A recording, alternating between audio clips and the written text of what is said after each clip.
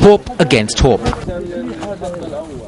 Riyad al-Maliki, the Palestinian foreign minister, said he expected the ceasefire to expand into another 72 hours and beyond. Israeli and Palestinian delegations are now set for what are expected to be tough talks aimed at securing a permanent ceasefire after the 3-day window closes. U.S. Secretary of State John Kerry has urged Israel and the Palestinians to take advantage of the Gaza truce to move towards broader negotiations. Speaking to the BBC, Kerry said the situation could concentrate minds on the need to negotiate a two-state solution. There has to be a giving on both sides with respect to these issues. Obviously, you have to begin to make life better for the Palestinians. But that has to come with a greater responsibility towards Israel, which means giving up rockets, moving into a different place. Now, where will that finally come together?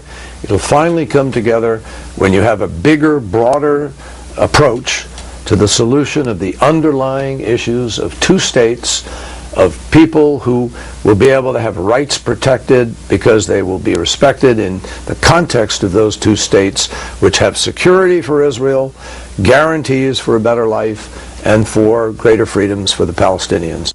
The United Nations children's body UNICEF warned at a news briefing in Geneva yesterday that an estimated 373,000 children have had direct traumatic experiences needing immediate specialized psychosocial support. As of August 4th, 408 children were reported to have been killed, 251 boys, 157 girls, 70% of them being under 12 years old or younger. And if you extrapolate that to a population, say, the size of the U.S., then that would roughly equate to about 200,000 children in the U.S. The damage to schools in Gaza has really been unprecedented. I think it's over 140 schools so far in Gaza have been damaged or completely destroyed in less than a month. And how do those schools get rebuilt? Do they get rebuilt? So look at the cost in terms of the interruption in a child's education that will result in, and how does that impact their prospects for a productive future?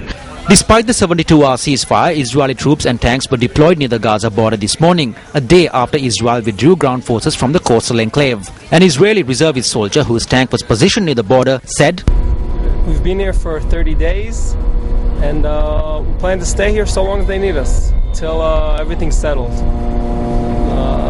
I'm married, I have a family, but that's what's important, so we'll do our job." Sentiments that make it ever more clear that a lasting truce will not be achieved until the animosity on both sides is addressed. Shahin Jirangpati, Newsfirst.